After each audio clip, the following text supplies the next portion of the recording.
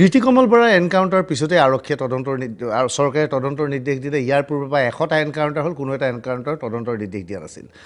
এই এনকাউণ্টাৰটো সংঘটিত হৈছিল নগাঁও, য'ত আনন্দ মিশ্ৰ আৰক্ষী অধীক্ষক আছে। এনকাউণ্টাৰ স্পেচিয়েলিষ্ট বুলি আনন্দ মিশ্ৰক কোৱা হয়। এতিয়া প্ৰশ্ন হৈছে, এই সমগ্ৰ ঘটনা সংক্ৰান্তত আনন্দ মিশ্ৰই কি কয়। এই মুহূৰ্তত আমি কথা পাতিবলৈ পোনে পোনে নগাঁৱলৈ যাব বিচাৰিছোঁ, য'ত উপস্থিত আছে আৰক্ষী অধীক্ষক আনন্দ মিশ্ৰ। আনন্দ মিশ্ৰ ডাঙৰীয়া DY 365ৰ 24 ঘণ্টা অনুষ্ঠানলৈ আপোনাক স্বাগতম জনাইছোঁ। স্বাগতম জনাইছোঁ। আনন্দ মিশ্ৰ ডাঙৰীয়া, আৰক্ষী ডিমৰেলাইজ হৈছে নেকি এই ঘটনাৰ পিছত? যি ঘটনা, এই ঘটনাৰ পিছত যিটো ৰিপৰ্ট আহিলে, ডিমৰেলাইজ হৈছে নেকি আপুনি? নাই নাই, এইটো একদম নহয়। 0% ডিমৰেলাইজেশ্যন, 100% আমাৰ জোশ হাই আছে, মৰাল হাই আছে। এইটো কেতিয়াও একদম ডিমৰেলাইজ হোৱাৰ কথা নহয়, কিয়কি আমি যদি ডিমৰেলাইজ হৈ যাওঁ তেতিয়া যোনে শক্তি সেইটো পুৰা ড্ৰাগছৰ এগেইনষ্টৰ লৰাইটো খৰাব কৰিব বিচাৰে তাৰ ছাকচেছ হ'ব। এইটো আমি কেতিয়াও হ'ব নাদিওঁ।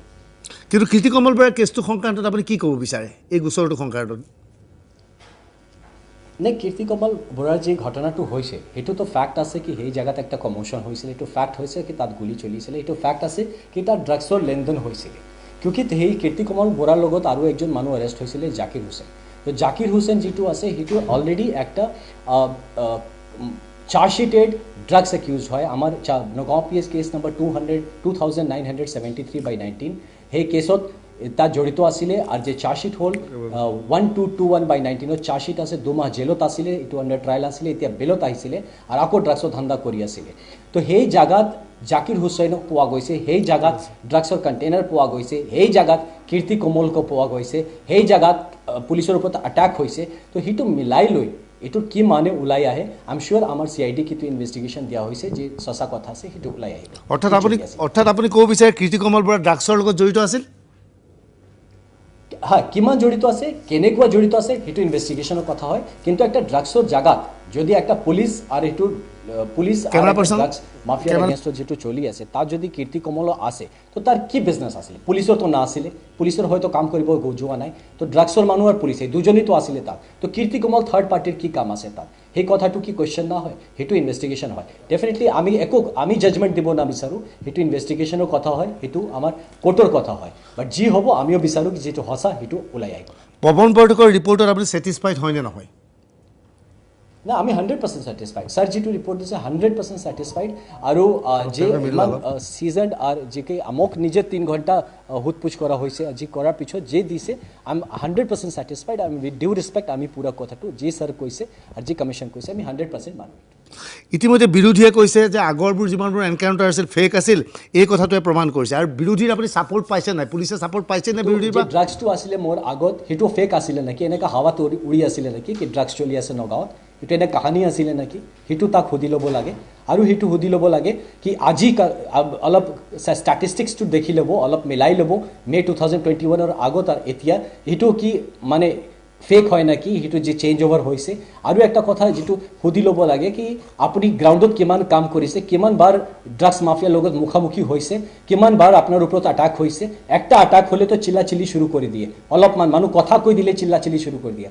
যেতিয়া জানত মাৰি দিয়াৰ চেষ্টা কৰে তেতিয়া কি আমি পুলিচত খালি মৰাৰ কাৰণে ইয়াত জইন কৰিছোঁ নেকি? সেই কথাটো বুজিব লাগে। আপোনাৰো ল'ৰা ছোৱালী যাব পুলিচত, যেতিয়া এনেকুৱা চিচুৱেশ্যনৰ সন্মুখ হ'ব তেতিয়া বুজি পাব। আমি যেতিয়া ড্ৰাগছ কিয় এনকাউণ্টাৰ হৈছে কথাটো বুজিব লাগে সকলক। আগত ড্ৰাগছৰ এগেইনষ্টত লৰাই নাছিলে, আপুনি ড্ৰাগছৰ ধান্দাত বন্ধ কৰাৰ চেষ্টা কৰা নাই, তাৰতো মজা আছিলে। কিয় আটাক কৰিব পুলিচক? আপুনিও ভাল ময়ো ভাল, দুজন মিলি চলোঁ। এতিয়া আমি বাধা দিছোঁ, এতিয়া আমি হ'ব নাদিওঁ, এতিয়া আমি ৰুকিম।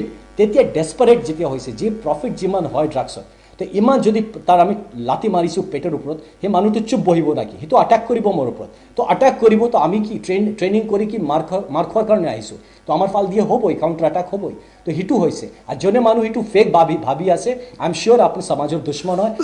আমি চিয়'ৰ কি আপুনি বিচাৰে এই যে ফেক সমাজ চলি আছে, যে ড্ৰাগছৰ সমাজ চলি আছে, ক্ৰাইমৰ সাম্ৰাজ্য চলি আছে, সেইটো আপুনি কৰিব আৰু ফিৰাই আনিব বিচাৰে। সেইকাৰণে এইসব কথা কৈ আপুনি মৰাল ভংগ কৰাৰ চেষ্টা কৰিছে। সেইসব মানুহক অলপ সুধিব লাগে, কিমান বাৰ মোক ফোন কৰি একটা কথা কৈছে কি ক'ত ড্ৰাগছ চলি আছে, ক'ত ৰুকিব লাগে। সেইসব মানুহক সুধিব লাগে, কিমান বাৰ আহি মোক ছাপোৰ্ট কৰিছে কি ছাৰ আপুনি কাম কৰি যাওক, আপোনাৰ টিম আমি আপোনাৰ লগত আছোঁ, আমাৰ ছ'চাইটিটো ভাল লাগে। সব কথাত পলিটিক্স নকৰিব লাগে, হয় না? পলিটিক্সত আপোনাৰ ল'ৰা ছোৱালী ডাঙৰ নহ'ব, পলিটিক্স আপোনাৰ ল'ৰা ছোৱালীৰ জীৱনটো নচম্ভাব, পলিটিক্স ছ'চাইটিটো নচম্ভাব।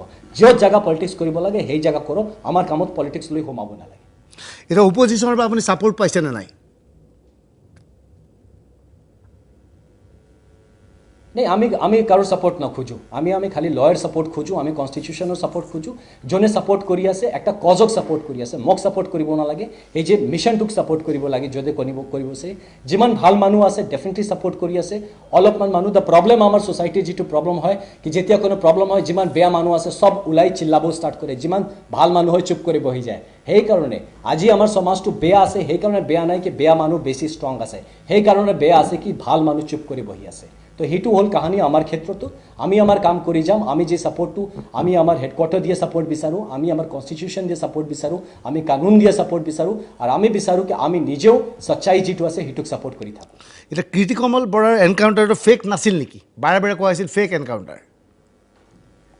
আমি হেতু কৈছো কি ড্ৰাগছটো ফেক আছিলে নাকি এই যে জাকিৰ হুছেইন যে ড্ৰাগছৰ মাফিয়া আছিলে যে ড্ৰাগছৰ লগত আগে হেতু কি ফেক তাত আছিলে নাকি যে কীৰ্তি কমল তাক পুলিচৰ ওপৰত এটাক কৰিছে হেতু ফেক হৈ গৈছিলে নাকি তো ফেক কেতিয়াও নহয় যে ফেক কি হয় কি আমি মানুহ জবৰদস্তি দেখাই লিয়া কোনো কাৰণে কৰি দিছো হয়তো তার কারণে কোনো পয়সা পাম সুপারি লৈ গৈছিল নাকি আমার এবিএসআই টু কি কীর্তি কমলক মারার কারণে পয়সা পাম হেতু কৰিব গৈছিল নাকি হেতু ফেক কথাটো ইমান ইউজ কৰে তো ঠিক না হ'ব আমি আমার কাম কি সিচুয়েশন তাত আরাইজ হৈছিলে কিউকি আমি বারবার কৈছো hey this was not a firing on my order আমি কোৱা নাই কি তাক গুলি মাৰি দিও একটা সিচুয়েশন ডেভেলপ হৈছিলে যে কাৰণে হল সেই টিমটো অপাৰেশনতো যোৱা নাই সেই খালি খুদপুচ কৰাৰ কাৰণে গৈছিলে জায়গাটো সোৱাৰ কাৰণে গৈছিলে আনফৰ্চুনেটলি একটা সিচুয়েশন আরাইজ হল যেটো ফায়ারিংত তবদিল হল যেটো কিমান ঠিক হল কিমান বেয়া হল মই নাজানো কিউকি মই যদি থাকো মই নিজে তাত থাকো তো আই উইল ইনশিওর কি মই নিজে ইমান ফায়ারিংত ইনভলভ না হও আমি যিমান সিচুয়েশনটো এমটি হ্যান্ডেড ট্যাকল কৰিব পাৰো কিউকি আমি পুলিচৰ বিষয়া হও মোৰ confidence definitely 100 times higher than the criminal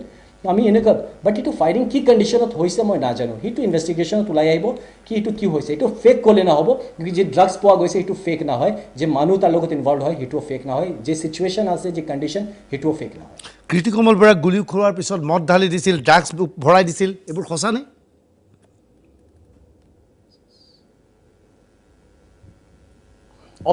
অভিযোগ দিয়াৰ মানুহ আপনি যদি আপনি জানেন আপনি কেতিয়াও থানাত আহিব যিমান মানুহ এইটো খুদিব লাগে থানাত আহি বহিব যে ৰেপ কৰি আহি না মানুহ সিও আহি কয় স্যাৰ মই তো একো কৰা নাই চুৰি কৰি তাক ৰংগা হাত স্যাৰ মই তো কৰা নাই মোক ধৰাই দিছে সেইটো কৰা হয় কিমান কৰিছে কি কৰিছে ইনভেস্টিগেশনত আহিব আমি খালি ৰিকুৱেষ্ট কৰিম অপিনিয়ন বিল্ড আপ কৰিব নালাগে ফ্যাক্টস লৈ কাম কৰিব লাগে মানুহ এতিয়া সমাজক ইমোশনস জগাই দিয়া বহুত মিসগাইড কৰাৰ চেষ্টা কৰি আছে বহুত মানুহ তাৰ ওপৰত নিজৰ স্বাৰ্থটো পুৰা কৰাৰ চেষ্টা কৰি আছে হিটো জাগা দিব নালাগে আমাৰ সোসাইটিক আলাৰ্ট থাকিব লাগে কি এনেকুৱা মানুহ আহি পুৰা লড়াইটো পুৰা মিশনটো ভংগ কৰাৰ চেষ্টা কৰি আছে হিটো অলাউ না কৰিব আৰু যদি হে মানুহ বেয়া কৰিছে যদি আমাৰ এই যে মানুহ গলতি কৰিছে তাৰ ডেফিনেটলি সাজা হ'ব লাগে একজন প্ৰফেশনাল পুলিশ অফিসাৰ হয় যদি কোনো কাম আনপ্ৰফেশনালি কৰিছে তাৰ ডেফিনেটলি সাজা হ'ব লাগে আৰু আমি এই সাজা দিয়াত আমি প্ৰথম থাকিম আনন্দ মিশ্ৰ বহুত বহুত ধন্যবাদ আপুনি সময় দিয়াৰ বাবে এয়া আছিল নগাঁৱৰ আৰক্ষী অধীক্ষক আনন্দ মিশ্ৰ